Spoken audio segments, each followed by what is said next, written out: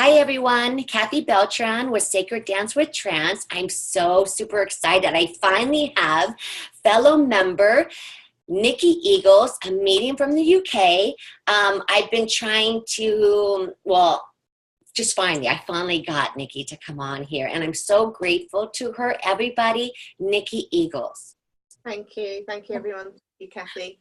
Oh my goodness, we had a little bit of trouble in the beginning because I usually ask Spirit to make sure all Wi-Fi is good, and my computer froze. And so it took me some time before I could get it back up and start on time. But anyways, I'm so super excited to have her.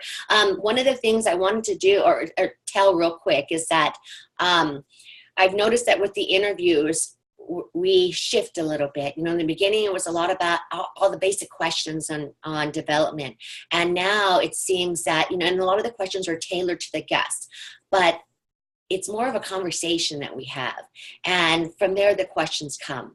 And I think that's the best way to do it now, because I don't want to ask every guest the same question because, everybody has their own unique story, their own experiences, and I think it's beautiful. So, Niki, I figure we would start because I love people to know how somebody started their path, whether they were 5 or 10 or, 40, it doesn't matter. But people can relate to that experience and connect better with it. So I figured we would start with how all this started for you, your mediumship with spirit, your work starting with spirit. Like a lot of people, I actually had experiences from when I was a young child.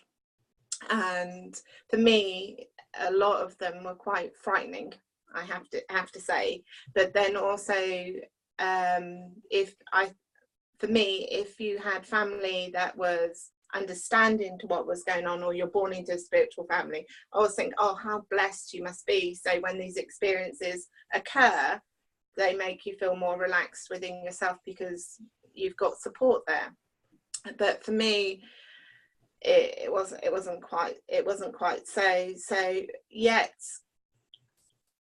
I say that there's a time when I spoke with my dad, obviously a few years ago, and my dad would tell me that when I was about the age of 2 or 3, he used to find me sitting on the stairs, very quiet, and he'd say, "What are you doing?" And I would say to him, "I'm talking to the people in my head." But I didn't find this out till much later. So obviously there was a point where I was still very comfortable with talking to whoever from the spirit world.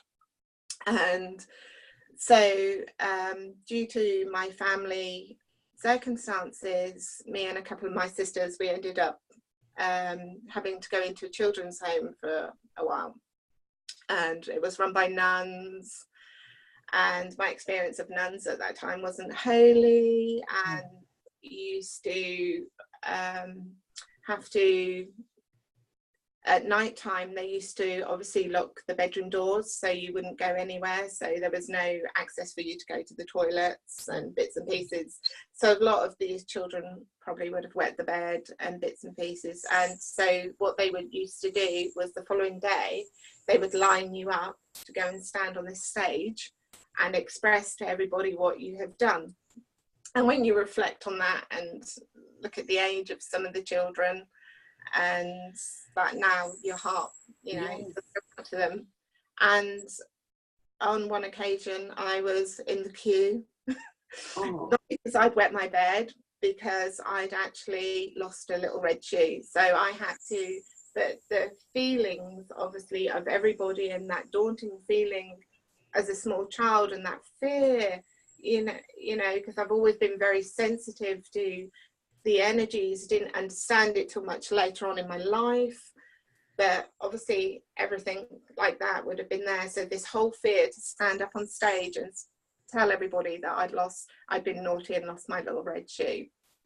And then my next memory of this is when it has been Christmas Day, which is my birthday, and I remember them opening these doors to this room, and it did look magical with all these presents and these kids running in really excited.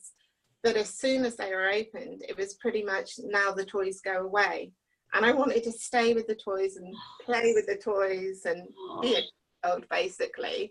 And so I offered to tidy the toys away in the cupboard, but somehow they had forgotten about me and locked the cupboard, and I ended up in this dark cupboard, scared, frightened, and till at some point, probably in very emotional and in tears, till my dad had come to visit us and obviously could hear and said, "Is that Niki screaming, crying and stuff?" So they were very, but they stay with me. They still stay with me. And I can still feel a slight bit of an emotion as I'm telling them, because I realise that I'm also telling this to a far wider audience, Kathy. So I will look at that one.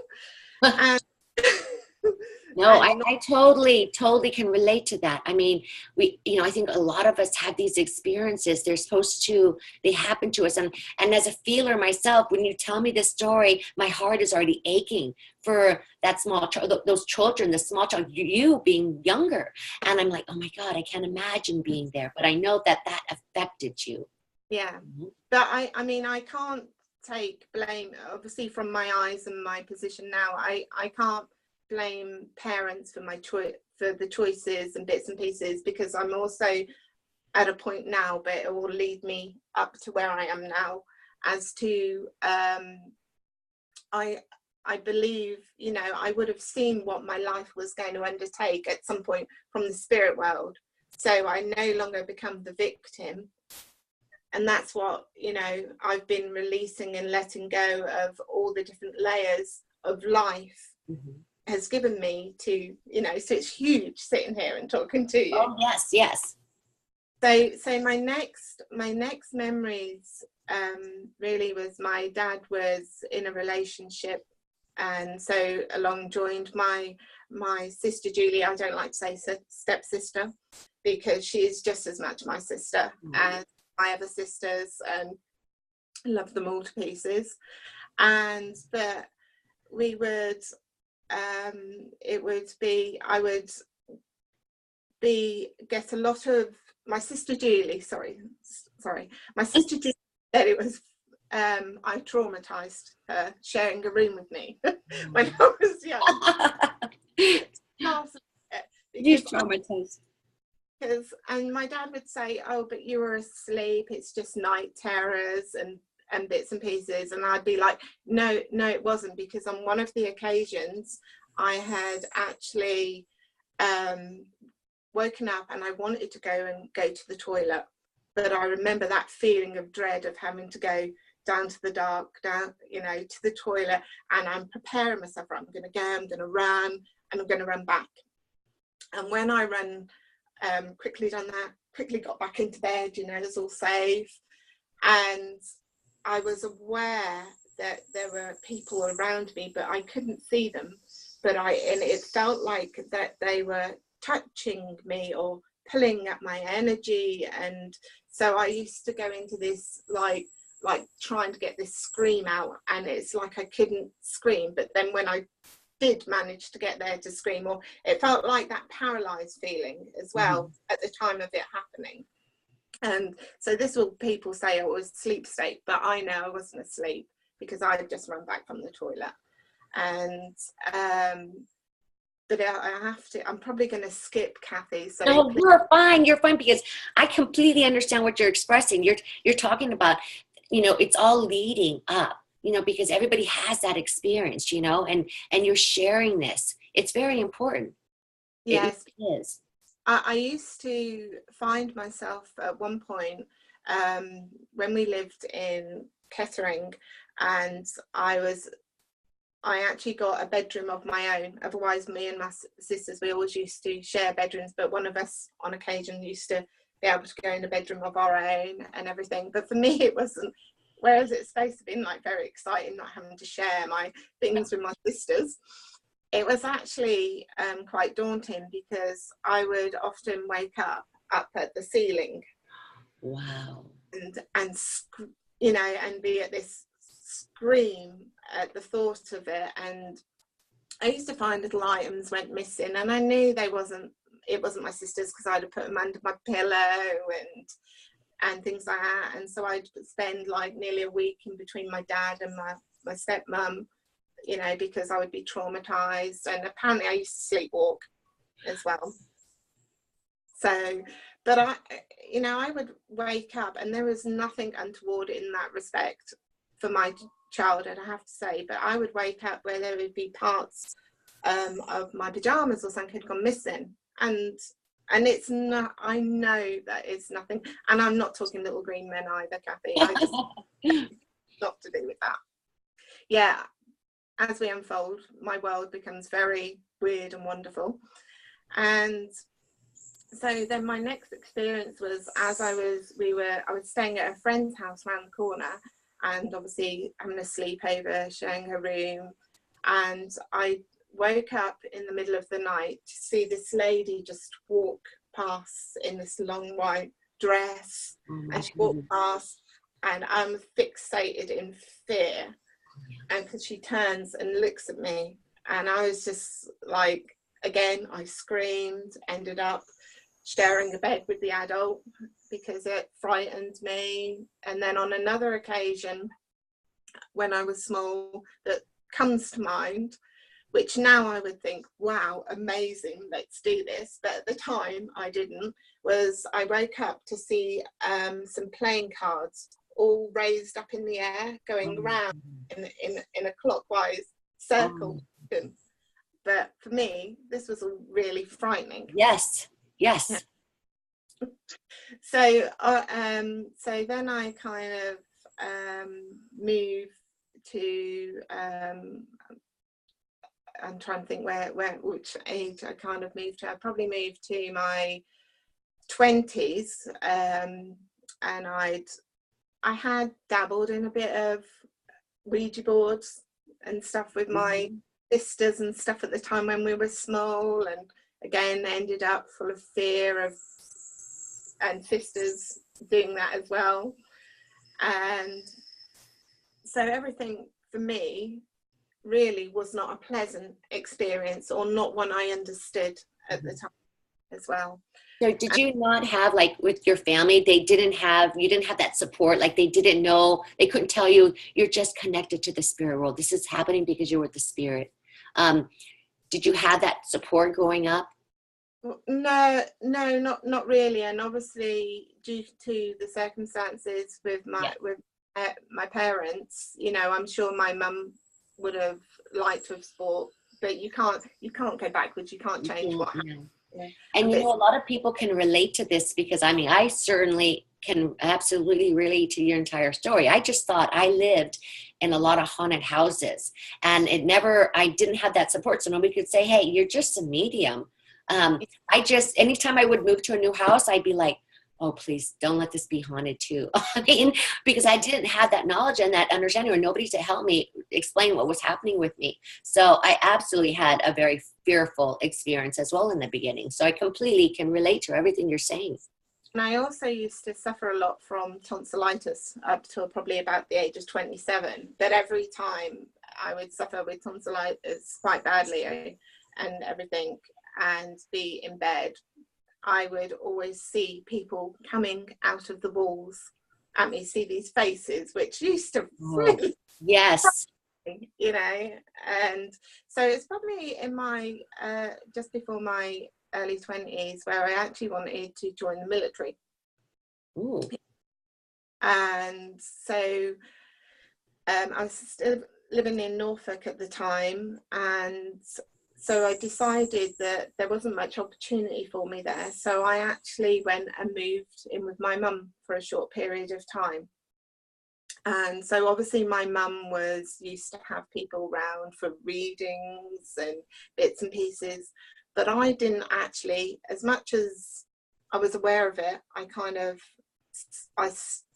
kept a little bit stepped away from a lot of it, you know. Well, that's what you're doing, I don't want nothing to do with it, you know, because everything's been quite frightening for me. And also my focus was going into the military, so I didn't, you know, wasn't doing any of that. But on one occasion my mum had someone was coming over to stay. So she asked, would I mind sleeping in her workroom?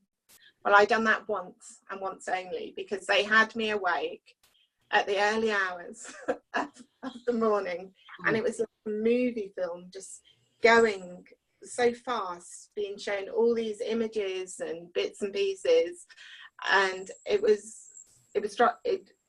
straight. I actually wasn't frightened, I was just annoyed, because it was interrupting my sleep, and also because it was going so fast, it wasn't making sense to me. And so the next day, it was, my mum would say, well, you should ask it to slow down. I was like, I was not interested in asking it to slow down, not interested in it at all. And she was like, do you want to come with me? I'm going to this big mind, body, spirit thing in London. I was like, no, thank you. So I pushed away from it a little bit, even though I was aware of different things and sensations around my mum's home, obviously, where she was working with it. It wasn't my focus. But something changed, because I found myself being very interested in people's stories at the time, and they had the magazines and the books. And I'm really jumping forward now. I'm actually living in Scotland and married, and they used to have a piece in the newspaper with a lady called Katie Coots, and she would do these premonition readings for people and bits and pieces, and I used to find I got quite drawn to that. So my marriage didn't last, so I ended up moving down to Surrey, and I actually still was interested in some of the stories and bits and people's experiences. And I had my friend Janet, we used to go and visit a lot of spiritual fairs, because that was safe to me. There was crystals and colors and bits and pieces, and people would say things to me, and I would, and read my palms, and so I kind of experienced it all. But at some point in me, there must have been something that said, well, what's more? I've done this now. There's something more here, I need to find this for myself now. Everybody's telling me I should do this or this about my life, that about my life. But how do they know? How does this work? And so one of the things I've done on is I brought this pendulum that come with this book, and I remember sitting in the car, and it's saying, oh, you get it to do this, you'll know your yes and no from this, getting it to do this, and seeing if it does that. So I spent ages going around the house going, where's the cushion, where's this, and bits and pieces.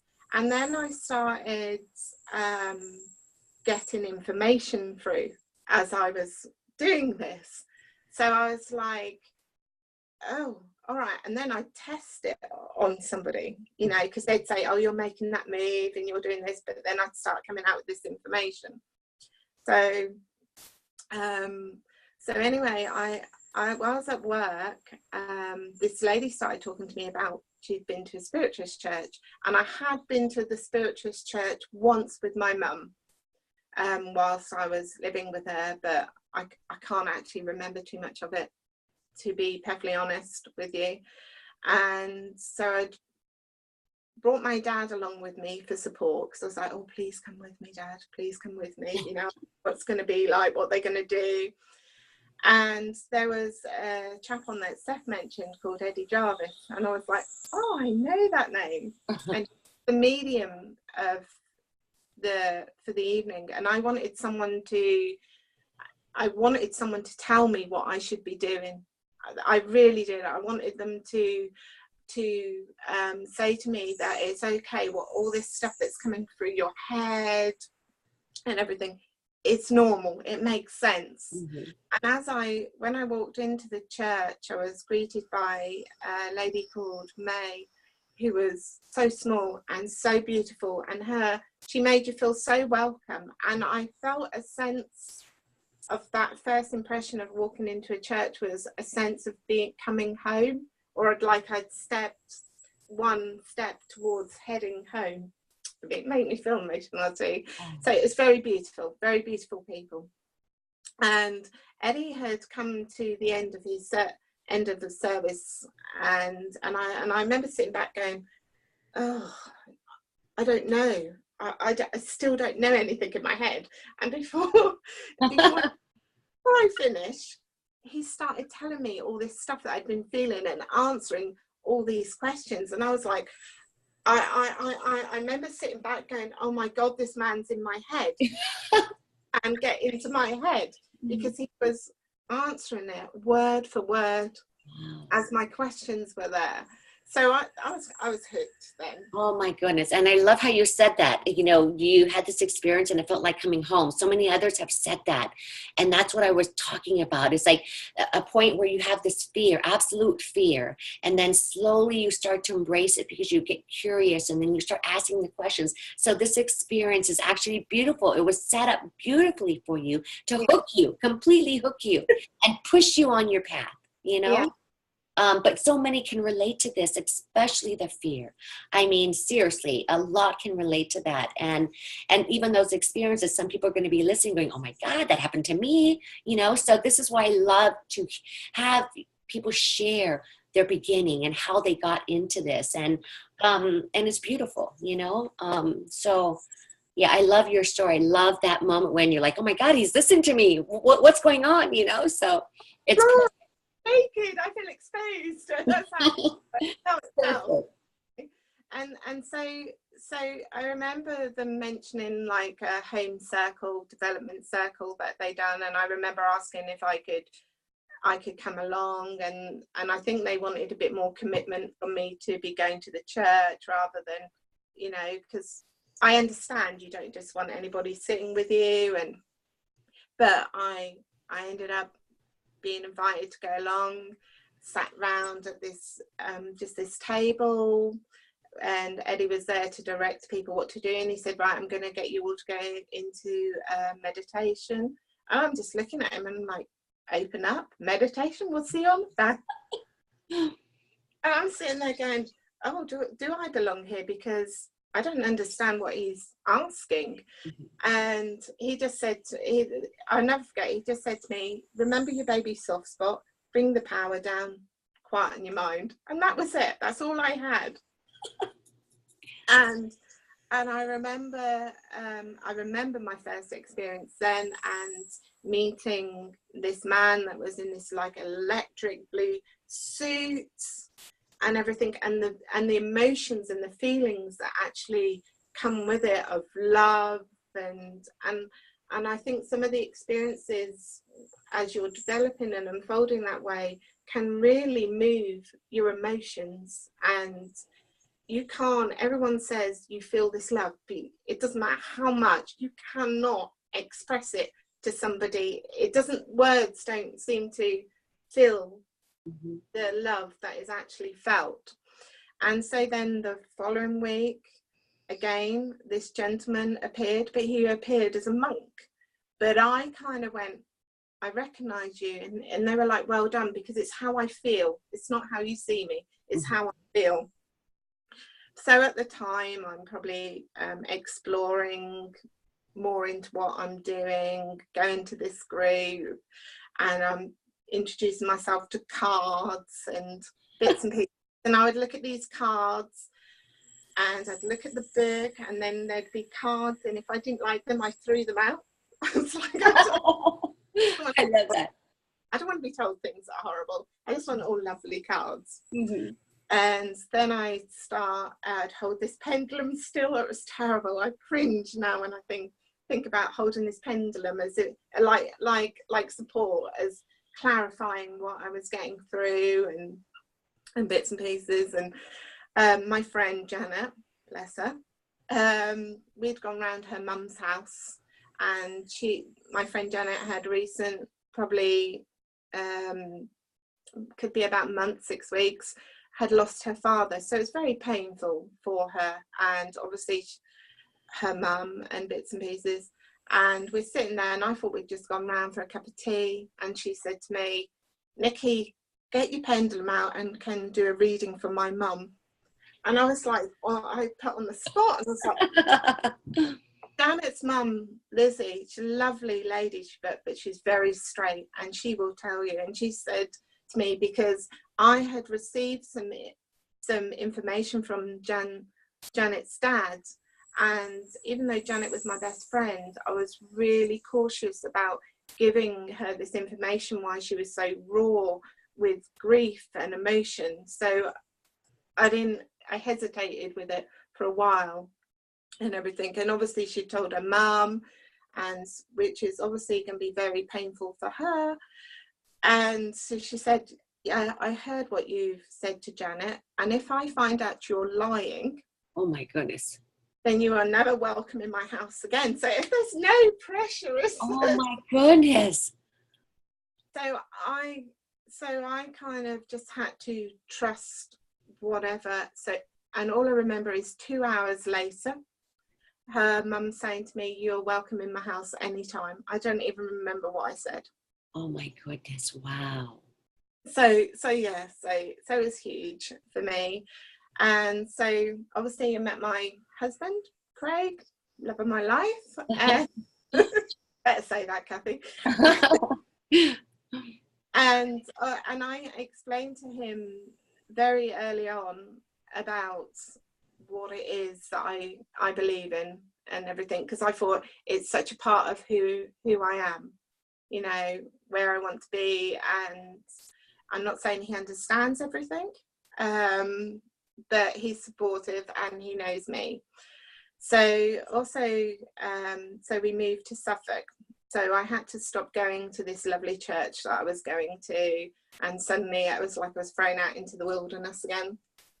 And I found the local spiritualist churches and went along, and I was just like so sorely disappointed at the time. You know, it was what I found suddenly was this us and them mentality, you know, and I would look at these people thinking that are in the audience going, well, some of them have come because they're grieving, or that there's people like me that just want to follow their path and find out what their path is. And here is this person treating us like he's in a hierarchy of state, you know. And I thought, oh, this is, well, maybe it's just the medium at the time. That's what I thought. So go again. And then he started saying, someone else was on, and they would start saying, oh yeah, I walk around the town and I see people's guides knocking them on the heads, and I'm like, what is this? What is going on here? You know, this is not the environment that I first walked into, you know. So anyway, I found out about this group starting, and this lady was starting this group in Bury St Edmunds, and I found it out from a work colleague. And so I decided to go along, because I thought, well, at least you're meeting people that are thinking and feeling as you are. But like many groups, it didn't last very long. She couldn't maintain it. But I'd met some lovely friends in that group, and we decided that we would all sit together at home. So we would do that. Well, we actually sat in a little hall. We all chipped in and hired a little hall, but it got so cold and full of spiders, and nobody wanted to. So I started doing it at my house, and my husband used to be really good and go off to the room and, you know, supportive. And I used to be very much looking for events, and they used to have this Spirit Guides network, which would have events locally in your area and classes and stuff. And that's how I got to meet Wayne, who I introduced to your group. And he's going to curse me one side. And and that, for the first introduction, I suppose, then of talking about trance really come up for me, because he would, in discussing with him, because he would say that he sits for trance, and I would always be very open to what someone else is doing, you know, even though it was never in my view to do. I always wanted to explore and feel the energy of what someone else was doing. And so he came over, bless him, and I had a room full of people and I put him on the spot, and it didn't quite work out, but we ended up having a conversation, and I can only imagine now. I feel so sorry for him because it is daunting. And I'm sorry. And so for me, then I would I suddenly had to I got introduced via somebody that come to the home group to another group that was taking place in Haverhill. And for me, I was finding I needed to expand a little bit more, and I wasn't actually adding any more into the group that I was doing. So Dave said that he would take it over. So they kind of, then I couldn't do the two groups. So I kind of naturally went to the group in Haverhill. But we would still join up as a group on occasions, like just before Christmas and bits and pieces. And on one of these occasions, I've actually, I've picked up my friend Chrissy that was from the other group, and we've arrived at this house, and I'm parked outside, and Chrissy's talking away to me. And as I look across the road, I see this church, and I thought, I didn't notice the church. All the times I've driven here, I haven't noticed this church across the road. So as I get out the car, I look across the road, and it was Chrissy said to me, "Did you see the church too, Niki?" And so I was like, okay. So I thought, oh, this is okay. It's just one of them things. Don't understand it. It's just one of them things. So on another occasion of going to the group, which used to be on a Wednesday night at Haverhill, and I probably live half an hour away.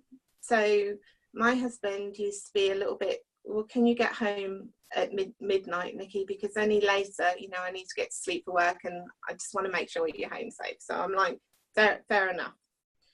So I made a point of actually saying to them, I need to leave. So 11:30, I was like, I'm out the door, I'm in the car. And we used to, the back road that used to take us back towards Bury St Edmund used to go past quite a famous prison that Amy Winehouse's partner had a penthouse there at one point, you know. So it would take about 10 minutes to get to there. And I completely lost an hour. And I didn't understand. And so I'm trying to tell my husband that I did leave this house at 11:30. Wow. And they were like, no, Niki, you did leave at 11:30. So what happened in between that time, I don't know. Again, I don't think Little Green Men. Yes. It's just part of what's coming and what's unfolding. And so for me, I couldn't put it in any logical box. So you just have to let it go. And so then I remember one time when we'd met up as a group that, and again, the trance or anything like that was nothing I looked at. I hadn't even heard of physical, I have to say. But I would start doing the healing. And I think like a lot of people went down the lines of doing Reiki, doing some alternative healing. But as I used to heal, I used to feel the hands gently over my hands and everything. And so this, when I got introduced to the Arthur Finlay College for the first time that I'd gone for their open week.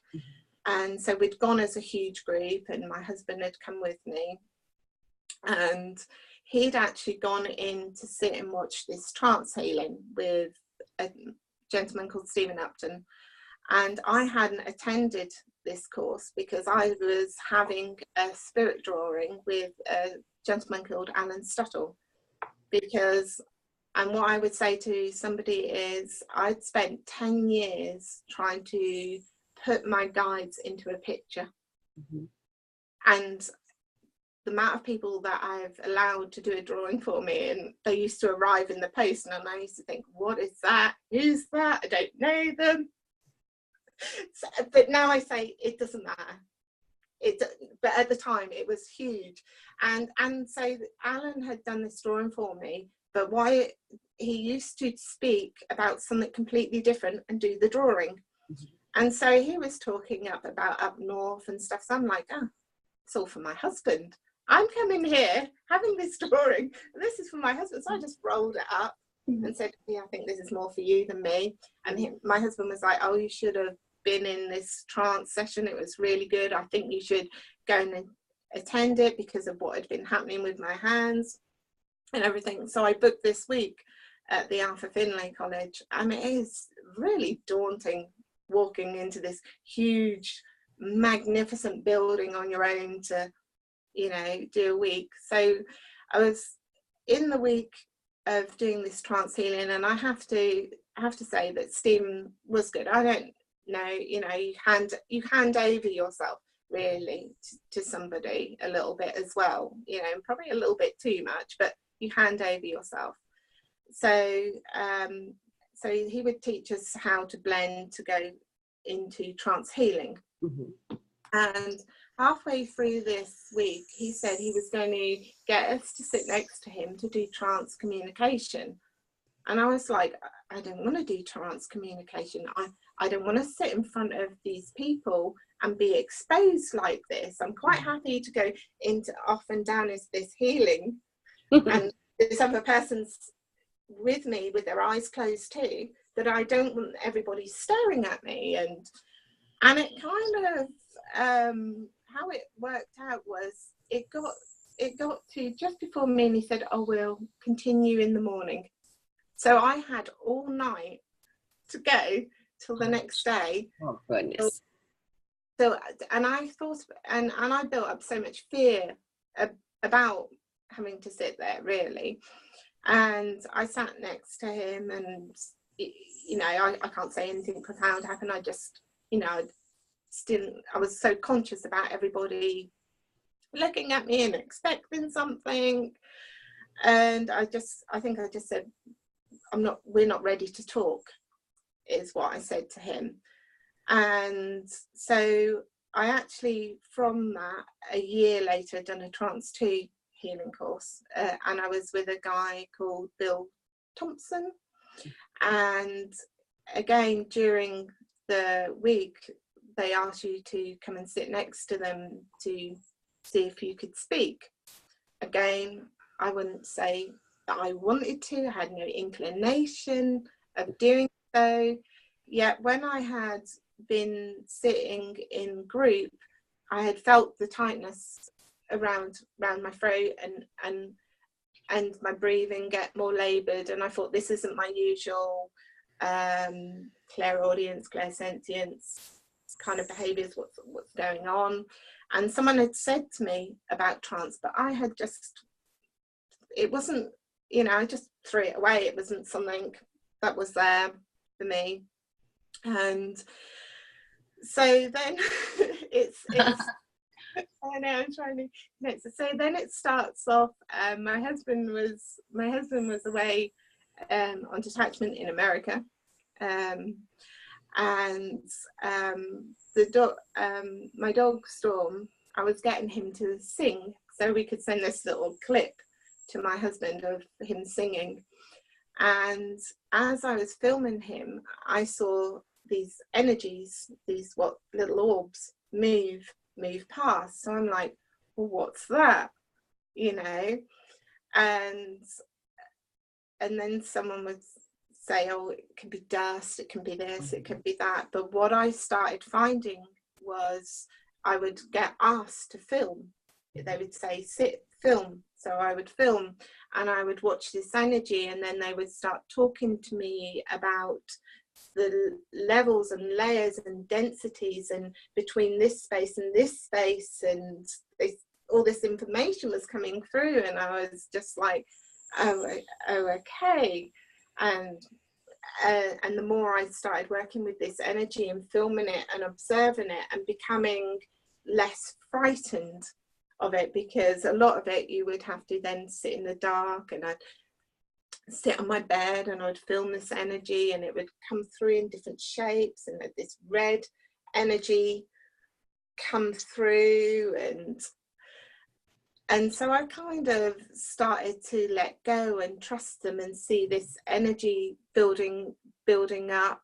And I remember someone had said, Dave had said to me about the trance at the time, that I just like, no, I don't want to do that.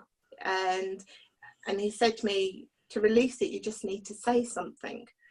So I used to sit on my bed in the mornings to meditate and be quite happily in that space, and this energy would start to get quite extreme for me, and my heart would be racing, and I would be trying to slow it all down with my breathing, and it was like I couldn't find a balance for it. So I thought, oh well, I'll speak like I was told. So I used to sit there and say, hey diddle diddle, the cat and the fiddle, the cow jumped over the moon. It was the just started, yeah.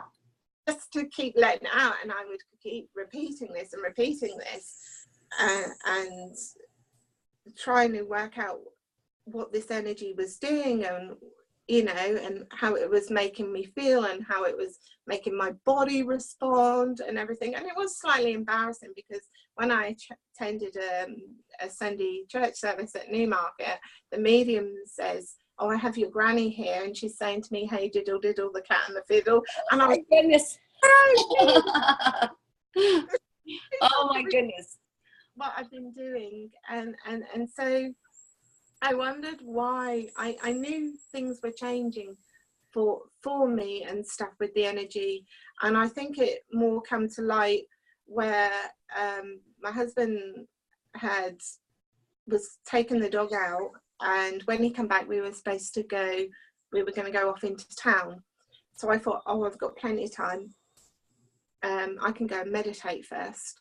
So I sat on my bed like I normally do to meditate and everything. And as somewhere I got lost in that space of it all, and the next thing I heard was my husband calling me from the bottom of the stairs. So I was trying to pull myself out, and there's nothing worse when you're back there to try and pull yourself out of what you're doing far quicker than what you should. Mm-hmm. And so I was like, managed to get to my feet and said to him, yeah, I'll be with you in a minute and stuff. And I thought, all right, I'm going to the bathroom and put some water on my face. And when I got to the bathroom, I had this like white lump on my nose that wasn't there prior to sitting. And as I thought, what's that, and put my finger to it, the skin come off my nose. Oh God. Yeah, so I had this, and I actually have my rail card actually has the photo, because now it's like, I'm like, it's my badge, you know. I was like, oh. so I was like, whatever's going on or whatever's starting to go on, I need to take this a little bit more seriously. So I need to, and I had a room downstairs which had my table in. I thought, right, I need to start sitting there. I need to start sitting in that room. But also what had happened to me as well, Kathy, is on one of the other occasions where I don't know what I expected with this trance, like suddenly this voice to take over from me. And I remember getting really frustrated with my team, bless them, you know, and saying, you know, what is it you want from me? What am I supposed to do? How am I supposed to do this? And this power that come in with me and literally took my head, and it was like it flip-topped it, and I could feel it coming up, and this voice that come out was so deep and powerful that its presence was making me go, I'm safe, but you're going to hear me, is how it made me feel. And it said to me, recognize your spirit and recognize your soul. So I knew that they were two different aspects of me. and everything. So I was like, right, I need to do this. I need to do this sensibly. So I set up my room. I sit in my room, and I used to tell my husband, I'm going in there at this set time, you know. So you sat in development by yourself? Yes. Yeah. And yeah. the stuff that what you felt on your nose, what exactly was that? Well, see, at the time, I wouldn't have said I knew. All I knew was I had this white lump, but it must have been some form of energy that was produced while I had been sitting, and I had gone quite deep. Wow. But when I touched it, it obviously caused the skin to come off my nose, and I had gone really lightly touched my nose for that to come off. It was enough to make me go, oh, whatever's going on here, I need to now start taking this seriously. Oh my gosh. So, yeah, the way you describe the voice, I love it, because, you know, everybody's going to be like, what? You know, so, oh my God, beautiful. Because I used to sit there and record, I do somewhere have a copy of that as it boomed through. And I have to say, it did hurt as it boomed through. I can't say it was easy and flowing, and probably because the power of that presence of that person can make you contract yourself, you know, and hold yourself in, which was probably why it was a little bit of discomfort a lot of discomfort for me at the time to do it. So I was like, okay, I need to so I created this space in my room, and I sat down, and I was like, okay, what do you want me to do? Yeah. What am I supposed to do here? Guidance, you know. And it was kind of, I knew I'd say sit with this, the light. I think the light I had to start with was this red light, but it was too bright for me and everything. And my husband had bought me a hue lamp, which then you can change all the colours and bits and pieces. I actually would say that as the energy started to build up with me, I would be there observing it. What's it doing? Why is it making me feel like that? Are my arms feeling like that? My feet are feeling like this. And I would get someone, on occasion I would have somebody watch me, and then the whole of my facial muscle would completely drop. And that is the most weird experience, because they're learning to blend with all of the parts of you, you know, which some of it I know now. And so because I was probably interfering and not knowing exactly how they wanted me to do this, there was probably frustration for me as well. But also at the same time, there was this feeling within my heart space that just kept me going. It just kept me going all the time.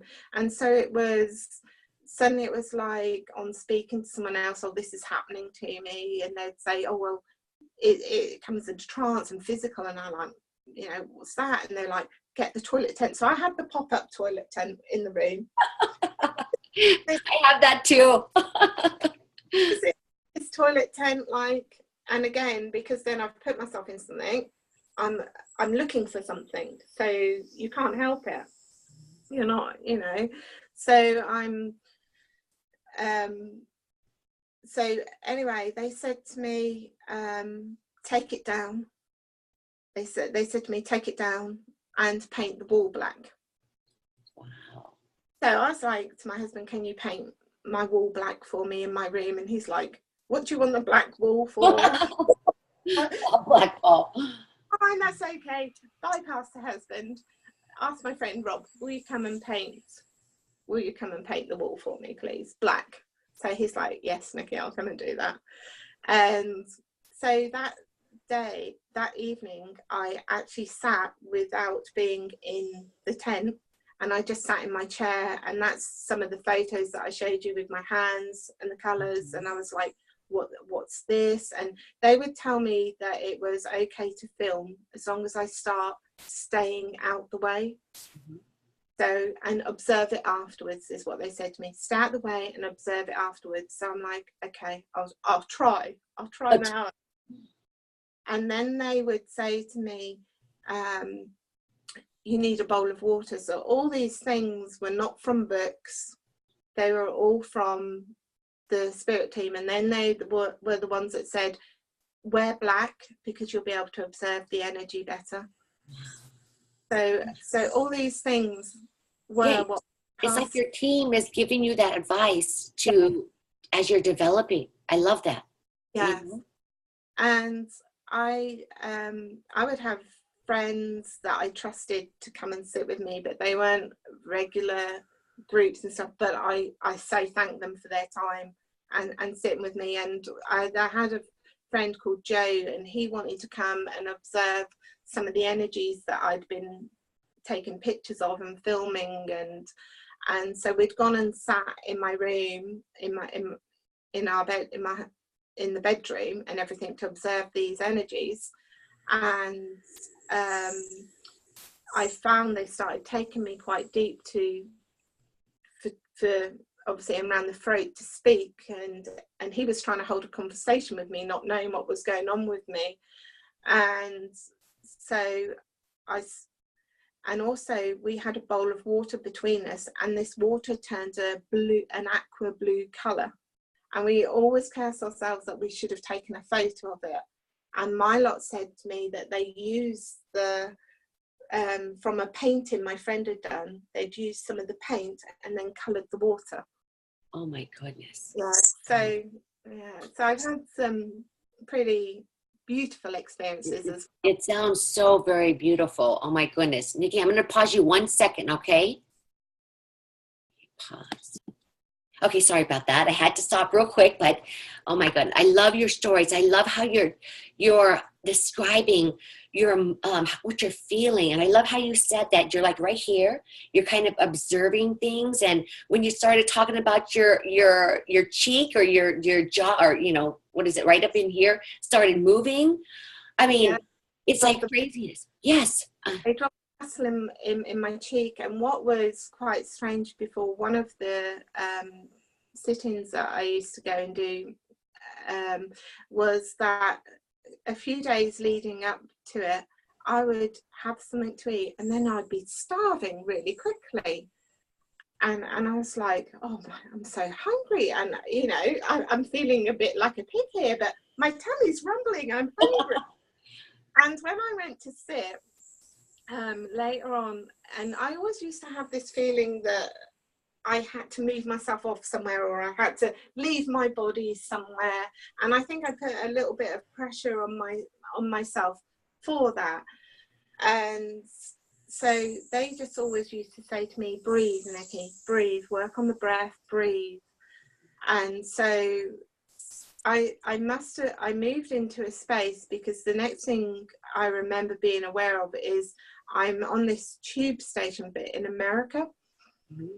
And this African lady gets on and she sits next to me, and she starts having this telepathic communication with me and telling me that she's actually working on my metabolism, which explained why I'd been afterwards, when I was thinking about it, explained why I'd been feeling the way that I had. And as I tried to ask her more questions, and she'd actually stood up to get off at the next thing, she just laughed at me, because I really sent out to probe for a question, and she just laughed at me. Oh my goodness. And so I was like aware of the different sensations. So I can't say I was completely out of some of the processes that were happening to me. And if something new happened, you can't help bringing your focus to it.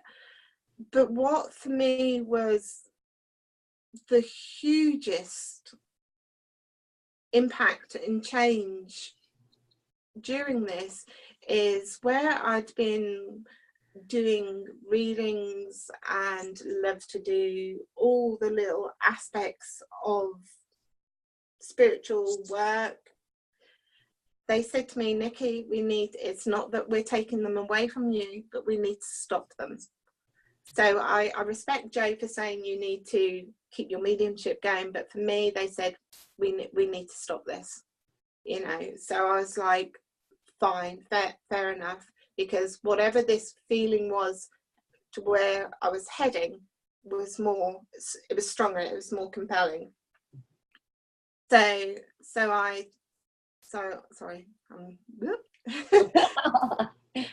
and so I accepted this, and what I found was where I used to have the sensitivity to a lot of things as you're doing the readings and you're feeling the emotions of, say, the loved one as they're passing that emotion through to you and stuff. It was suddenly like my emotions stopped. It was like I felt like my emotions got when I went to go to sit to blend with them for whatever was happening, because I still don't like to label it trance or physical, it's just in a completely different direction. My emotions would be void. That's the only way to explain it. I'm not saying that afterwards or the following day my emotions aren't there, because they literally, sometimes I would find myself crying the day after, going, what are you crying for? So my emotions went through all this kind of turmoil and a little bit irritation and stuff at one point, and I thought, I kept being really quite hard on myself, going, you can't be like this and walk this spiritual path, you need to let this go. And I actually had gone to church, and at the time there was a gentleman there called Steve Newton, and he sits there and plays his flute, and it's so beautiful that it's about sends you off when you're in there. And he actually started, he brought my mother-in-law through, and then from that he started expressing from my guides, my team, what had been going on. So the frustration that I was feeling wasn't all down to me, it wasn't mine, it was because of what they were trying. So it was how it was making me feel, it was what it was leaving me feeling like. So you have to really honor your space and how something might make you feel without, if I could say to anybody, you know, don't take it too personally.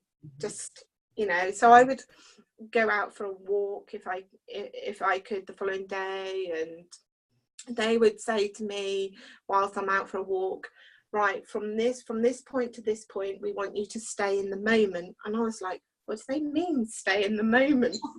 You know, and to stop your head from thinking and just working on a breath was really hard, because I would be like walking the dog and I'd be like, I'm doing it, yep, in the moment, and then my dog might look somewhere, so I'd look to see if there was another dog coming, and I went, oh, I took myself out of it. So I'd start again, and then they would say to me, right, start saying this, start talking. So as I was walking, they would start blending the energy with me as well. So I was like, well, I'm not sitting in a chair, you know, I'm not in any way. So this is what I would do. I would start blending with them, and when I was walking, so but I would say it was very light. But what I would find, I'm waffling, Kathy, I'm jumping back and forth, this is what I do. Oh, you're fine.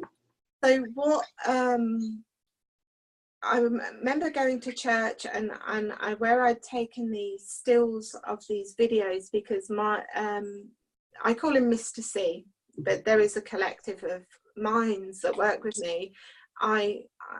He said to me to slow the videos down, because obviously the energy works so fast, faster than, and there's not even something that can slow it down to the rate that we need to look at it, but slow it down. And this is when they say stop, take a photo, stop, take a photo from the video. So the photos were all from video clips and bits.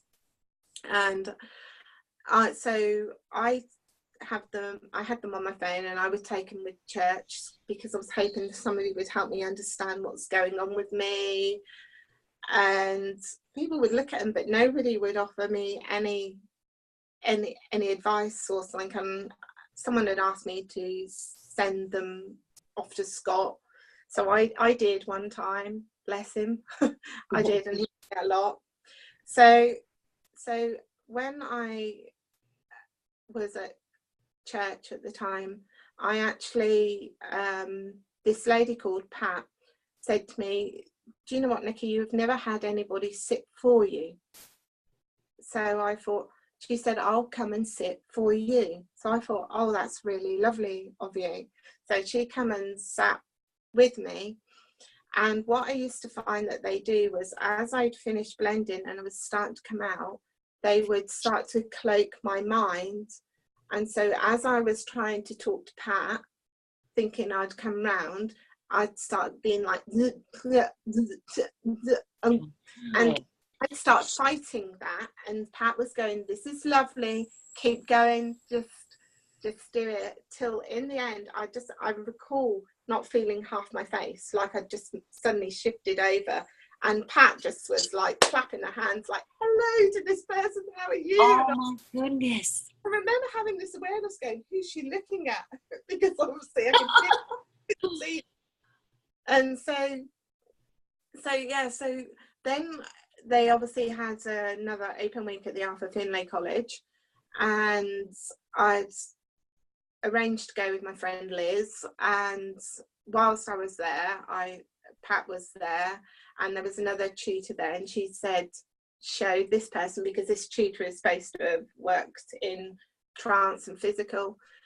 And I'd actually, prior to this, I'd actually booked a week to do the trance and physical week in the October, and I also knew that they were having Scott Milligan as the guest physical medium, and I really wanted to experience what this physical was about. And also my team had said to me, there is only so long that we can sit talking to ourselves, Niki, you need to start getting out there. So I'd spoke with my husband, and I'd booked this course to go for this week, and I knew that I was going to be pulled out of my comfort zone, because I would have to speak or talk. It wasn't going in my space with healing and being quiet. I would be thrown out of my comfort zone. So on the open week, I went to show this tutor my photos. You know, I don't expect them to agree with them, but I expect someone to have some sort of knowledge or support that they could offer. And they basically went like that at me, and that really hurt me, you know. And I was kind of like a little bit, I had support from my close friends, but they couldn't tell me what was going on with me, you know. And they could, you know, my sincerity and integrity as a person, but still it wasn't giving me some of the answers. And as much as I was getting the support from and some of the information coming through from those that I was working with to guide me, I still needed that physical human interaction of understanding. And so I thought, right, that's it, I'm cancelling this week's course. I'm not coming here to put myself into this and everything. And the last event that I'd booked myself to go to that day with Liz was to watch a conversation between a gentleman called Brian Robertson and Glyn Edwards. Were doing this conversation called Talking Heads. And Glyn was the course organizer for the week that I was booked down to go and do. So this was my first occasion of actually seeing this man in person and having a look at what his energy was going to be like and stuff like that. And it was an enjoyable conversation, listening to them talking about how times have changed through history with spiritualism and stuff. And I really enjoyed the conversation. And Glyn had had a stroke, so it was very hard for him to kind of stand up onto this stage and then get down. And when he first started speaking, it was quite hard to understand, but you could see then when the power of the spirit was coming through this conversation and his clarity of voice and everything. It was amazing to sit. I do feel very blessed to have sat there with them both and heard this. And he'd got down from the stage, and then he got back up on this stage when they'd finished. He looked over at me and he said, "Do not let anybody tell you what to do with your mediumship, how you should do it and where it should go." So again, I've had someone tell me something, and I had tears because I felt so emotional from this. And my friend Liz went, "Heard he was talking to you," and I was like, I know. So I didn't cancel my course, whereas I was going to, before I'd left, I was going to cancel the course that I'd done. So I also have to say that a lot of the information where my team had told me how they wanted the room or how to sit, and even trying to understand what the colours were that I was seeing around me in some of the photos,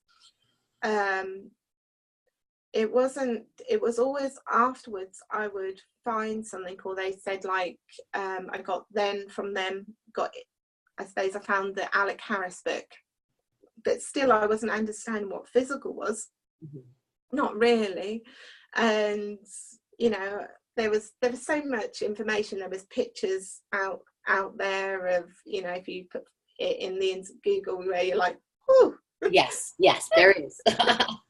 You know, and so, and also where they were telling me to sit in different colours, Kathy. So I would sit in a green, a red, a blue, and then they would get me to slow them down and look at them, and then from looking at them you could see where they were working on features. And so I'd have a mouth up here, I would have a no nose to a nose to. What's gonna happen now is, like, everybody's gonna be trying all the stuff out, you know, doing a video of themselves, and they're gonna try to experiment with this, because I mean, when you talked about the photos and knowing when the photos, how to slow them down and then take a picture of the video, I can relate to that. I totally can and understand that. Now my head's going, all right, I'm going to have to do this now. I mean, it's just so cool. You are describing the sensations. You're listening to your guides. You're doing and it's all experimentation, but you need to observe it. So when they slow this down and you see this happen, and, you know, when you take that photo of the video, I mean, I'm blown away right now, because I'm sitting here, I forget to ask you questions, because what's happening is, as always, any question that I would ask, you're already answering. So I'm just sitting here just listening, because it's like, wow, I can't believe this. You've said so much already. It's insane how much you've said, where, excuse me, I mean, I'm having these aha moments. And I'm like, oh my God, oh my God, oh my God.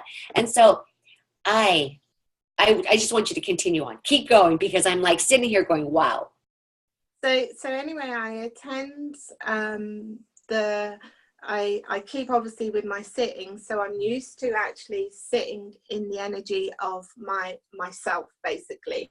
And then a few friends would come and maybe sit with me on odd occasions, but it wasn't like a dedicated sitting time and stuff. So a lot of I was used to my own energy, the energy they were building with me. And also on one of the occasions I remember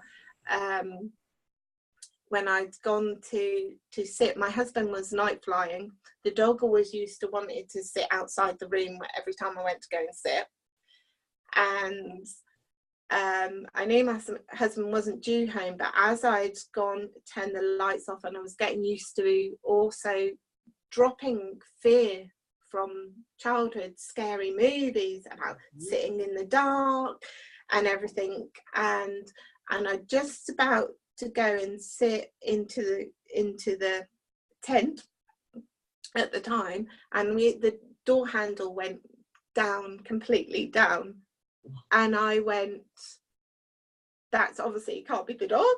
So is my husband home? But why would my husband disturb me if I was sitting? Because he would normally be pretty good about that. He'd know not to. And as I checked, I was like, oh, excuse me, I need to go and check. And my husband wasn't home. And the doctor looked at me like, what are you doing? And so then I went back into my room and they said to me, now what are you going to do, Niki?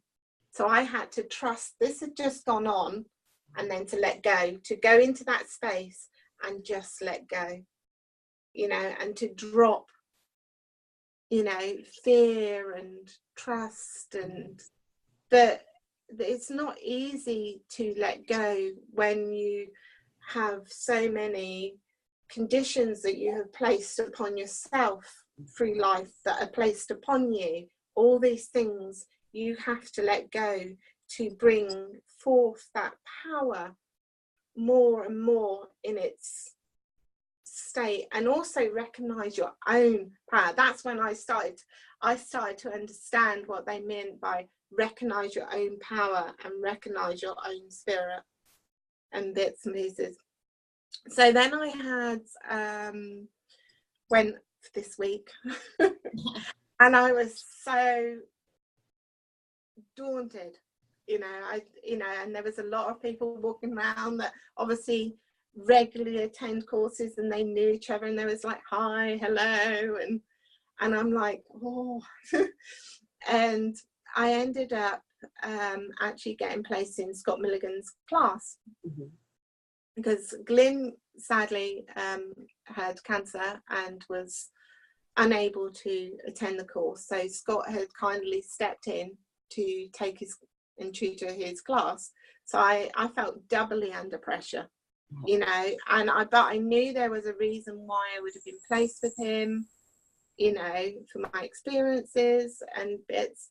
So we're sitting in the class to start with, waiting for him, and he said, right, I'm going to get you all to come up one by one, stand next to me and say to me what you're going to offer the class.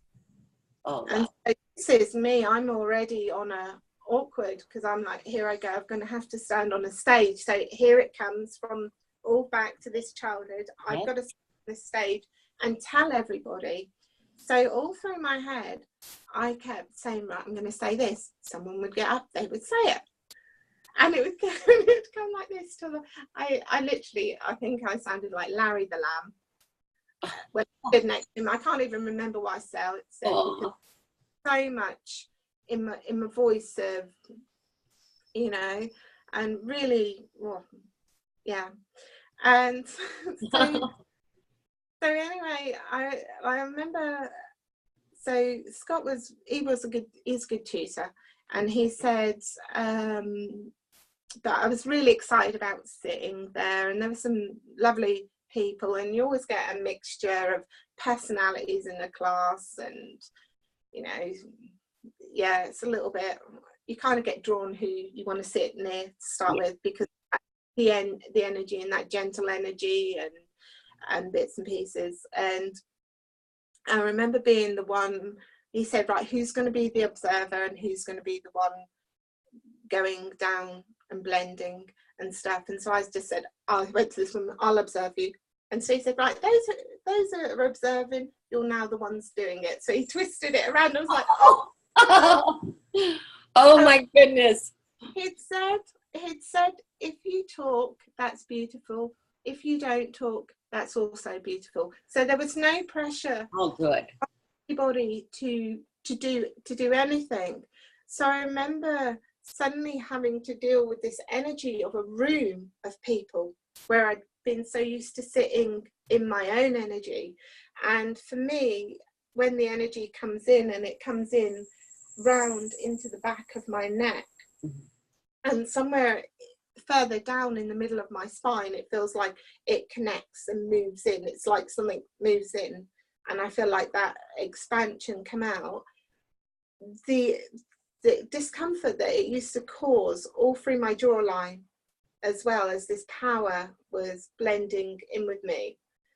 And so I would be thinking, probably I'm getting a bit anxious, like, oh, you're going to talk, you're not going to do nothing silly to me now, are you, everyone? You would be sensible with me, won't you? Talking to them. And all of a sudden, like, there would be people talking straight away, and I'd be, and suddenly my focus was going, what are they saying? What's going on there? Really? Is that quick? They go on like this? And then it was like I could hear Niki calling me, Niki, focus, go down. And so then as it comes through, and it was coming up, these words were coming up and rising up and stuff within me, and I was like, really? So I was fighting it. And I was like, no, and I really remember holding it until I remember my first words, because Scott repeated them back to me. I'd said with them, because I can't say it was fully them.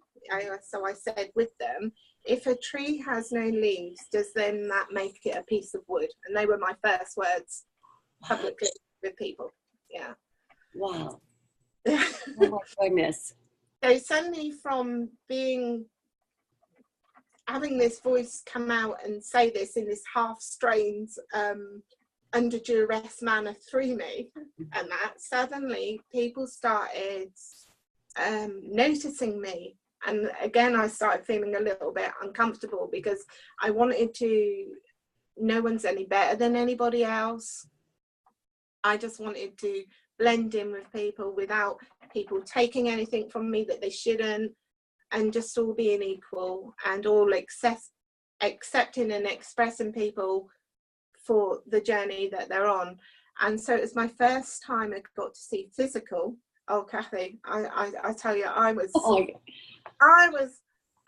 a child at Christmas time. I tell you, it was just amazing, you know. And they're like, if something comes near you, or a ball touches you, if you want to say.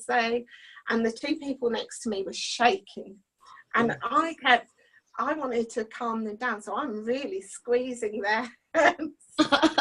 And like this ball would come, and the ceilings in the library room, they're really tall, and this water would shoot down at you, and wow. And I found it amazing. It was so amazing, and I probably was in awe of how they were working with him, but also the potential and the possibility of what could be done with the spirit world. So this is my first real experience from reading, say, even the Alec Harris book, which had me, you know, I was like, oh, this is so beautiful what this man done. So here I am witnessing something, you know, and getting to feel the power and the energy from this, you know. But sadly, bless Scott, that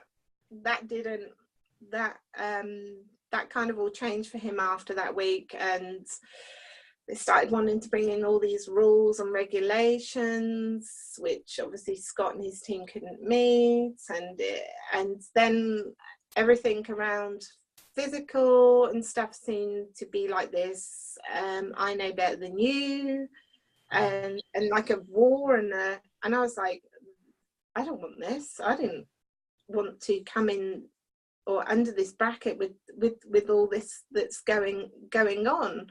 And I defended Scott, and I would do, because I know what I saw, I know what I felt, right or wrong, do what someone else thinks. For me, I know what I was experiencing, and it was beautiful. It was magical to see and feel the spirit world touching the worlds together and working in that love and beauty. It really was amazing. You know what, you describe things, and you share the things that you experience so beautifully.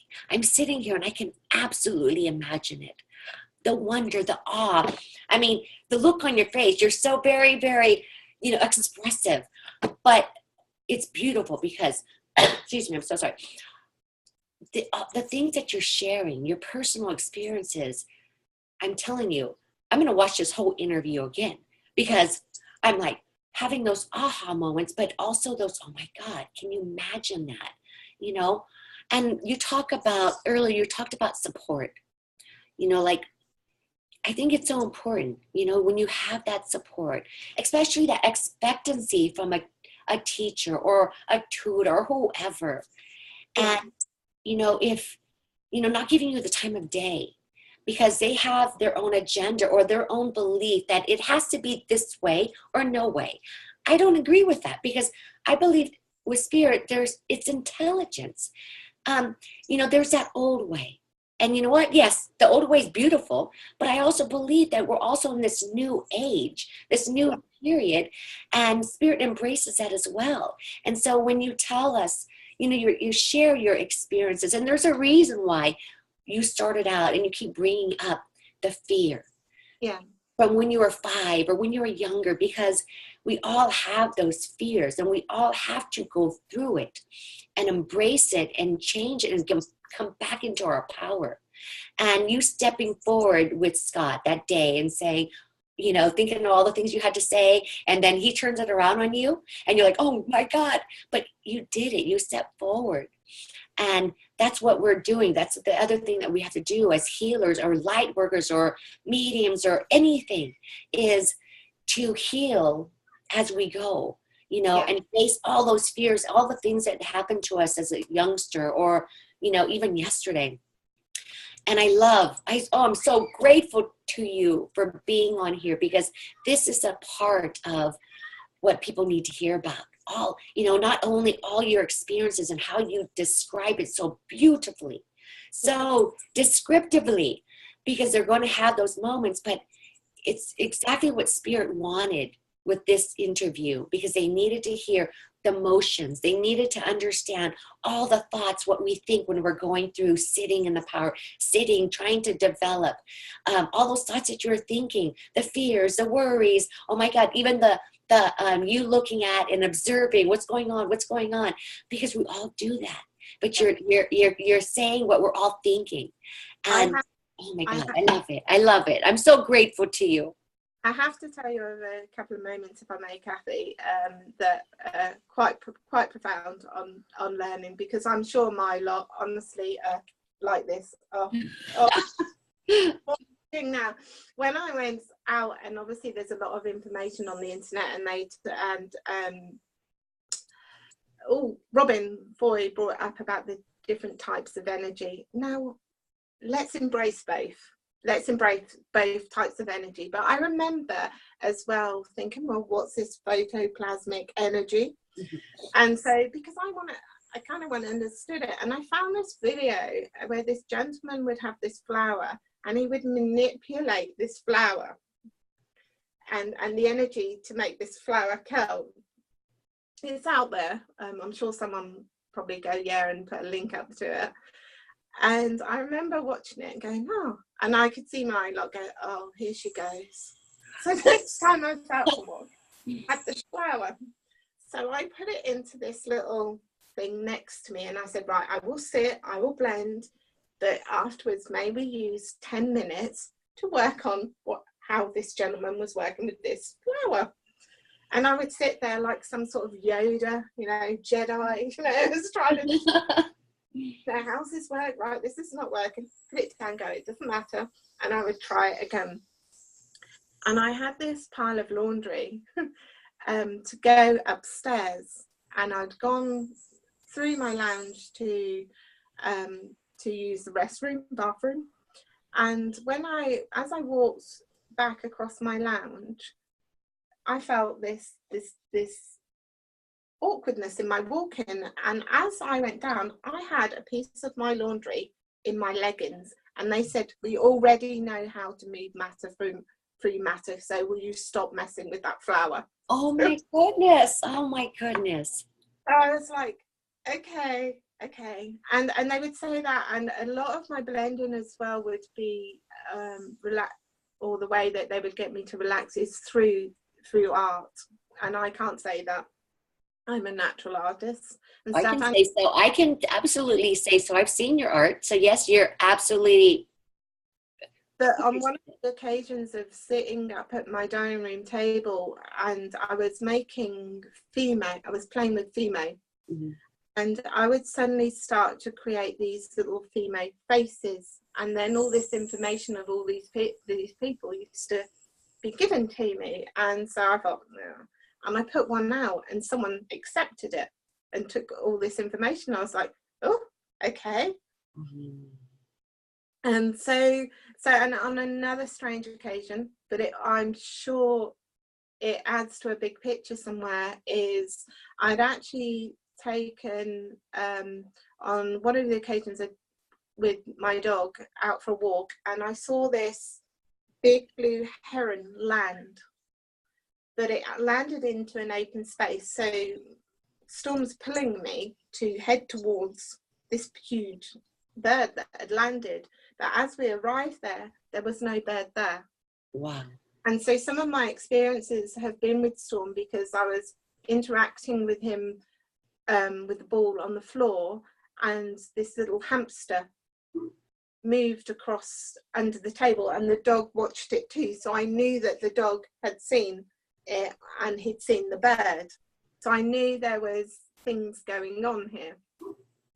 And so I was out with Storm one day. He'd been to see his pal Chester.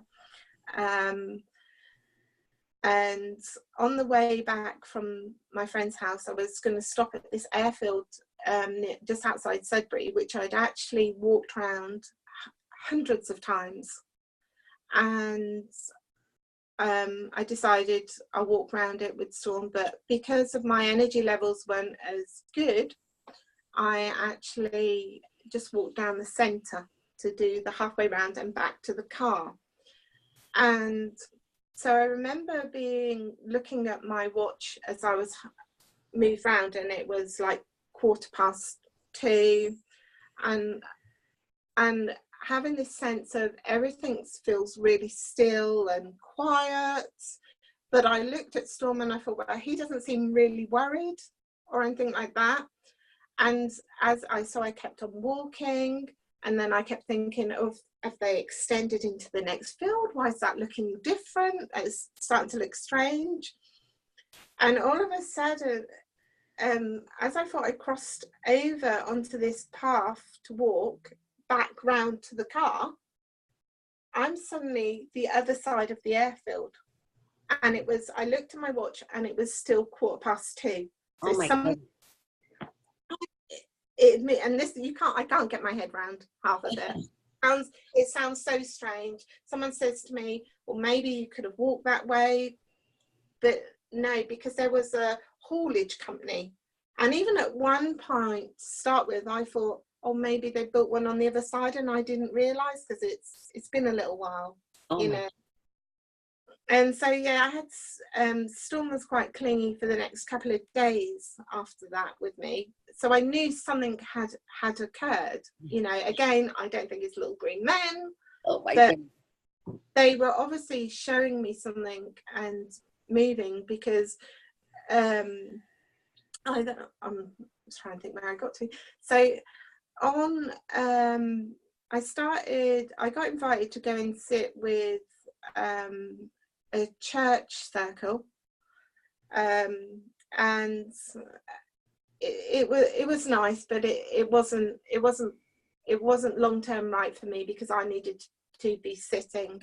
So I obviously now currently sit with used to be three people, but I've also been sitting separate from that with a lady called Caroline, she's been really great. She's been sitting with me for the last 4+ years, and since I moved, we've been doing it via FaceTime link, and I think it works just as perfectly well. It's always lovely to have her in my space and sit with each other that way, but it works. It does work. I do. Yeah, I've had so many people say that they've done it online, Wi-Fi, you know, whatever. But, you know, some people were saying, no, you have to actually do it in person. Yes, it would be lovely, but you do experience phenomena online. You do. So I love that. That's that part of that new, you know, embracing the new way as well, you know? Yeah, no, I totally agree. And I don't think limit yourself. Yes. I wouldn't say I'd necessarily expect somebody, say, like Scott Milligan, who Yeah. was, Oh yeah, absolutely. that, you know, yes, they can do things that they've showed so many times to me that things can happen during the day, to sitting there in the dark. I have to say, when I come and sit and blend on my own outside of group, I do sit in the dark, but that's because I think I like it. I think I like that comfort of it now, and I think I like that restfulness for my eyes. But if they said to me, put this color on or put that color on, then I would do so, because it was only, I do sit with Anne and Tom, and I feel so blessed to sit with them as well in group, because they are so supportive. Wait, hold on. There used to be 3 of us within the group, but you know, there's no why some people drop out, and I thank them for their time, you know, that they gave to that group, because it was really needed, and my heart's always with them. And for me, what I found interesting, obviously, when I listened to Martin's conversation, was when he said, where they'd said to him, if you allowed us to work the way we wanted to work, we'd all work as a group. And that's what I find with mine. It's never really one individual. They cross over, they have a conversation. It's, you know, it's very different, which then I didn't know how something like that would be accepted as well. But obviously within the group setting, as I learned to blend even further and let go even more, you know, I have that nurturing of that group and the team that I work with. And I always call them the collective. Mm-hmm. That's what I know them as, and also I know them as elders of the light. And I know that I mentioned to you in conversation, the only other time that I heard anybody mention elders of the light was during the Trance and Physical week in the main hall. Scott had actually mentioned the elders of the light, and I was like, someone else. Oh my, you probably had that aha moment, like, oh my God, he said that. Yeah. So to me, I know I try not to get too drawn on personality. I know how they feel, but I don't get too drawn that they're this way or that type, really. And I know that I have a lot of scientific minds behind me, but I can't necessarily bring forward all the stuff that I feel right now. So I just presume it's not right, you know, because even when I try and describe it to my husband, and I get a little bit frustrated, because I've felt, as I've been in the moment, I felt everything, but as I try to bring it forward to explain it to somebody, I can't, you know, and I get very stuck. So I just have to just let it go. If something occurs, I go, yeah, that's occurred. And I was recently sitting with because I'm very much love the healing power just as much, you know, I love both sides of that, and I don't underestimate spirit's power either, because I had been told that all tests were showing that I was indicating thyroid cancer at one stage. And so my husband and I had decided to go to Normandy. So I didn't want to go nowhere hot, because I was having all these really mad flushes with the fluctuations of my body, was doing with the thyroid. And they, whilst I was away, and it was early hours of the morning and stuff, and I remember thinking, I'm so happy. I don't want to die. I do remember having that. I don't want to die. And I was awake, but I just had my eyes closed, and I felt these fingers move into my throat area. Wow. And I was choking, Kathy. I was literally, and normally if I'd have made a little grunt, my husband had been woke up and been there supporting whatever, and here he was. Why wasn't he waking up? And I could feel these fingers within my throat area and stuff. But obviously I couldn't say nothing, and I still obviously had the surgery and stuff. But when I hear people think everything for where it's taken me started working after they removed half my thyroid, so to think this would limit me is completely the opposite. Wow. You know, because we are far more that, and I mean, I respect my body. I've had to look at how my body's working for me, what best serves the energy I sit within when to help with the sitting. So if I was sitting for group sitting, I can't eat certain things or meal as certain things too heavy, and sometimes I'm not hungry, you know, so I look at what would sustain me and everything, but I'm not limited by a condition, if you want to call it a better word. Yeah. Oh my goodness. I'm just, I mean, I'm not kidding you. I'm like trying to take these notes. Like, don't forget, oh my God. I love talking with you. I know that when I first approached you, you're like, oh no. You knew it was coming anyway, because what happens is that in the groups, Sacred Dance and the other group, Niki's always commenting. And when somebody asks a question, or, you know, she's always sharing, she's always giving her input or her experience, and to help that person. And whenever I see that in the groups, trust me, guys, I'm paying very close attention, because I'm like, oh, I'm going to interview this person one day. And I knew Niki knew. I knew she knew. And so I'm not kidding you. Wait till I do the write-up on this one. When this interview gets released, I'll be like, this is a long interview, but it's a great interview because it contains so much detail where people ask these questions. Oh my God, I love it, Niki. I just love it. And I may say something as well. I mean, someone might look in thinking, well, why was she talking about the time?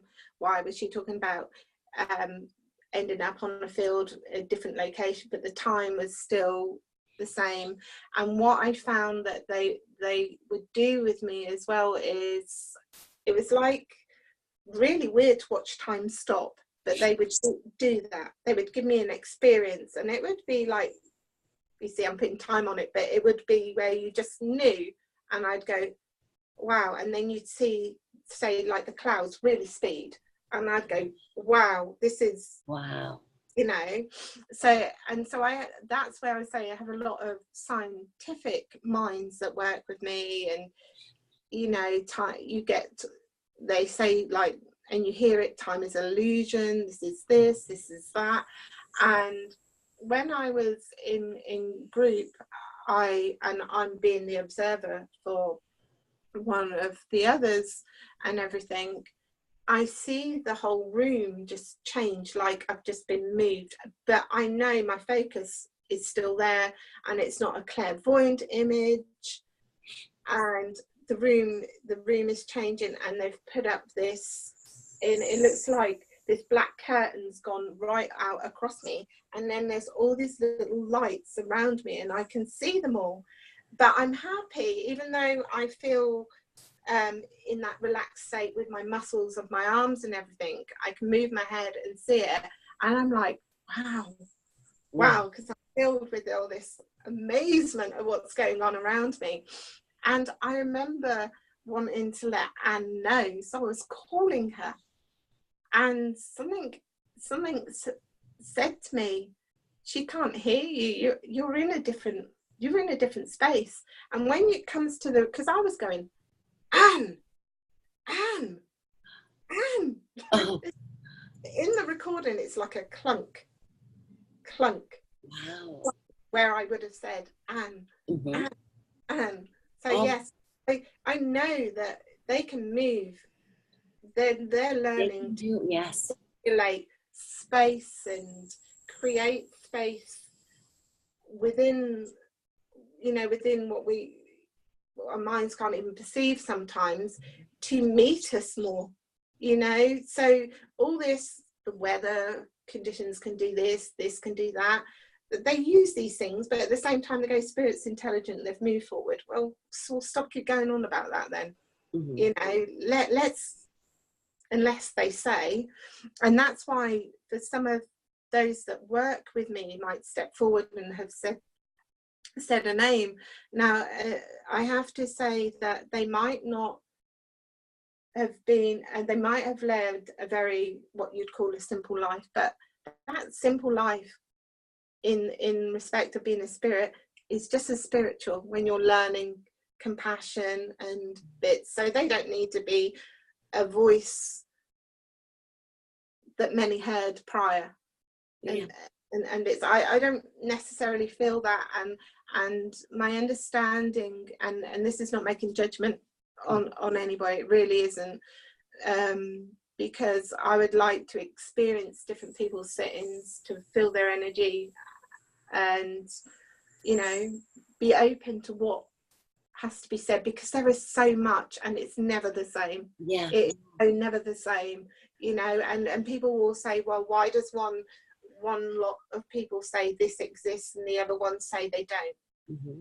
I know it asks more questions, you know, and I have so much to say and I need to stop. I know. No, you know what? I love it. I love it. And I already know, I'm sorry, but I'm going to have you back. I'm going to do a second interview. So we might as well just save a lot for the next one, because I can absolutely see this going into another one, because I'm like, oh my God, we got to touch on this. We got to touch on this. And you are officially my longest interview today. All right. I'm pretty sure we're at 1 hour and 40 minutes. You are definitely the longest one right now. So, like I said, I will have you back, Niki. Okay. I do want to end with this. I have this radar. I'm pretty sure a lot of you do too. And you know what? You have your team. When I'm viewing something, watching a video, talking with somebody, you know, just in everyday life, we're not even talking about trance or mediumship, but you have this built-in radar. You know when you are feeling truth. I mean, I can feel it. I mean, so I don't need, then I can ask my team right there, and they're going to show it to me, and my heart's going to get lifted, and I'll just know that it's absolute. And, you know, when people have these guidelines that you have to do this, they have to be tested, and they have to be in all these very tough, you know, things. I mean, it's so like when people ask, well, how do we know it's true? Well, how do you know you're a truth? I mean, here, there. Might be a really good one to actually to sum some of this up, which is quite fascinating. I've sat doing I would say like a healing session with my friend Rob, where you just actually try and help them move and shift some of the energy that's going on. And as this happens, I would generally see images and bits and pieces, and just by handing over to my team and let go. It's not something I want to do all the time, but I'll do it with my friends. And so I obviously a lot of was coming through, like all these different images, and it actually reminds me of the movie screen that I sing at my mum's, where it's all going fast. I can't focus on it all, but it's all going out, and I just know I don't want it in my stuff, so let's move it out without judgment for another person as well. So when we'd come finished and I'd turn the light on, my friend Rob, he goes, "Cool, that was heavy, wasn't it?" And I went, "This is not about you." And he went and he said to me, you know, because he was kind of bringing it all back into self. And as I sit to work with them, my emotions so move out the way. And so I was like, this isn't about you. I'm not saying you're not important, but this isn't about you. This is about the bigger picture.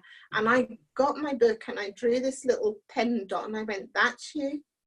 You're important, but in the great scheme of things, that's you. And everything.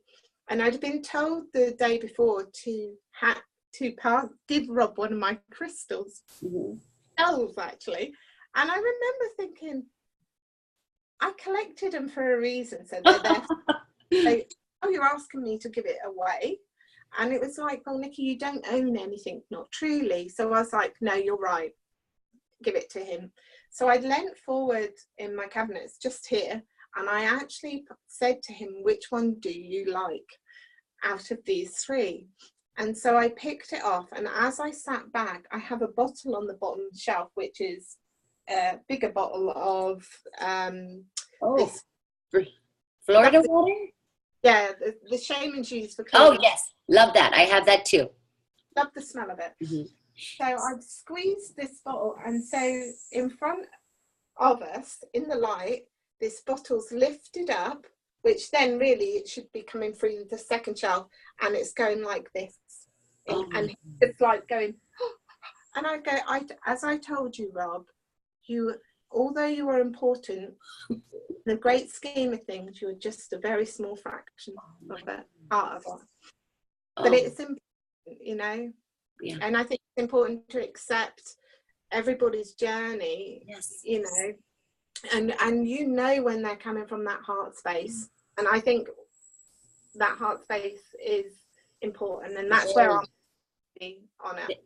Yeah, it's very important, and I do agree. Honoring everybody's path, everybody's, journey. I absolutely believe that. And the judgment. Oh my God, let go of the judgment. Be open, embrace it. And also, I know you obviously on the other interviews have spoke about philosophy, mm-hmm. and the bits and philosophy, and I think when people are going down the lines of the trance and stuff, and they're then looking to be these silver birches and this, that, and the other, just don't expect it, because for me, my lot will speak generally about different things, but they've brought a lot in and evidence. But I will, in the morning times when I sit, I write. So that's where my writing's coming through, because maybe my energy is not yet a point for whoever's going to step forth, because I've felt this presence of this, I call them an elder, mm-hmm. that's stepping forward to work with me, but I'm not still adjusted at some of the vibrations that we're working at. So until that time, I'll work a different way for some stuff like the teaching stuff, and I just trust the team that are working with me, and how it must be for them also, and what it takes for them to work with me. Because I remember one time when I was sitting and I was moving back into the space to work, I could hear their chitter chatter. I used to think, is this my head? Mm-hmm. Is this my thoughts? And you'd hear their chitter chatter, and I heard one of them say, "This is really hard." And I remember responding, "I'm so sorry. What can I do to make it more comfortable for you?" And that's why I don't not appreciate what they have to do as well, and how it must feel for them. So this level of who their hierarchy is not it, because Charlie, the little chap that comes through and works with me, if say an elder is stepping forward, or someone is stepping forward in that space to take over from them, and you feel that change going on, and that need to expand a little further out for that energy to blend with you, Charlie has always said afterwards that he feels humble that they're working that. He always feels a sense of their presence, but he never feels any less than. And the spirit world don't create a hierarchy like that. They just don't. Yeah. When I hear it, I'm like, they don't do it. It doesn't happen. And I understand some people's need for, they say, protection, and that's fine. If they feel that's what they need to do, that's absolutely fine. I don't feel like I need that now so much, because I've set my intent, and I feel that power. And if it does change, then I would step back and go, what's going what's going on here, if something like that. But all through my life, they have taught me levels and layers of feeling and energy and different things. Yeah, lots of things. Sorry, I'm waffling again, Kathy. Oh my God, I love it. I mean, I'm serious. I'm gonna have to. My notes, you guys, my notes are like all over the town. You probably can't see it, okay? But constantly writing notes going, okay, at this time she said this because I need to go back there and absorb more of that information. That's just what I do. But I've learned so much. So much in this this interview here alone. I'm so grateful that you finally, well, not finally, we only just talked about the other day, but that you came on today, because this information is beautiful. Because it's the first time I've ever done that, knowing it's going to go out. I know. Oh my God, no, you did beautifully. And the way I mean, it was like taking a class. I'm going to say that right now, because everything that you said, I've had so many aha moments. And I know I'm thinking about everybody that has had all these questions in the groups. And we've only, touched on a little bit about it, yeah. In between and yes. around. I'm sure like a lot of the others have thought, yeah, but there was so much more to that I could have. Yes. But yeah, obviously. And this is what I mean. The way that you're talking, you're sharing all these, and you built it upon each other. They're gonna love this, and like, this is one of those gold interviews. Okay, so I'm so grateful to you, Niki. Oh my goodness, and I'm not kidding you. I will have you back again. I already know this, and so we need to start thinking about what we're going to talk about next time. But oh my God, okay, so now I can officially say that an hour 45 minutes, so you're definitely the longest one today. So I just want to say thank you. We're going to finish up now. Oh my goodness, you have the great rest of your day. I think it's 5 hours. You're 5 hours, so later afternoon for you, I'm thinking right now. 10, 11, 12, 1, 2, yeah, 3 something there for you. Oh my goodness. So thank you again, Niki, for being with us today. And I'm so excited to be able to, the day that I get to share this in the groups. Thank you. Thank you, Kathy. Oh my God. Okay. You have a great day. Okay. Thank you, and you. Thank you. Bye.